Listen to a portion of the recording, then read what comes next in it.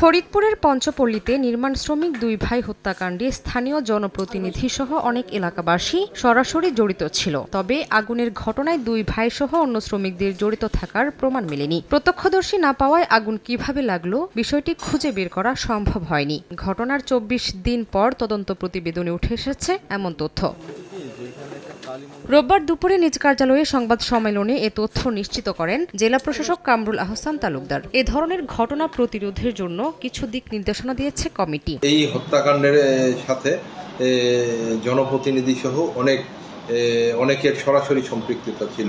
কেউ কাউকে আগুন লাগাতে দেখেনি বা শ্রমিকরা আগুন লাগিয়েছে কিনা এই বিষয়ে কেউ কোনো প্রত্যক্ষদর্শী না থাকে তাদের সম্পৃক্ততা আছে এটা প্রমাণ হয়নি। এর আগে সকালে জেলা প্রশাসকের কাছে তদন্ত প্রতিবেদন হস্তান্তর করেন অতিরিক্ত জেলা ম্যাজিস্ট্রেট মোহাম্মদ আলী সিদ্দিকী সহ ৩ সদস্যের তদন্ত কমিটি।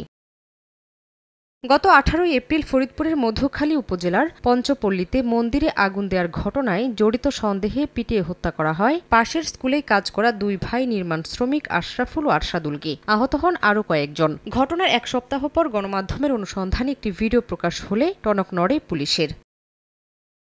মোবাইলে ধারণকৃত ফুটেজে দেখা যায় নির্মমভাবে পিটিয়ে হত্যা করা হয় দুই সহোদরকে। সেই কক্ষে দাঁড়িয়ে মারধরের নেতৃত্ব দিচ্ছেন স্থানীয় দুই জনপ্রতিনিধি। হত্যাকাণ্ডের ২৪ দিন পার হলেও মূল অভিযুক্ত ইউপি চেয়ারম্যান শাহ আসাদুজ্জামান তপন ও ইউপি সদস্য অজিত বিশ্বাসকে গ্রেফতার করতে পারেনি পুলিশ। এ ঘটনায় ক্ষোভ বিরাজ করছে নিহতদের স্বজন ও এলাকাবাসীর মাঝে। মূল যে আসামিগুলো এইগুলা ধরা যাচ্ছে না, কিন্তু আজ আমার ছেলের জন্য যারা আজ মাঠে নামছে এবং কান্নাকাটি করতেছে এদের অ্যারেস্ট হচ্ছে পুলিশ।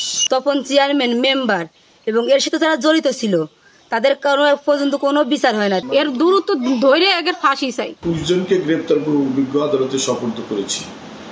বাকি যারা এই ঘটনায় জড়িত আছে তাদেরকে আমরা গ্রেপ্তারের চেষ্টা অব্যাহত আছে। এই ঘটনায় মধুখালী থানায় ৩টি মামলা দায়ের করা হয়েছে। এ পর্যন্ত গ্রেফতার হয়েছেন ৩১ জন।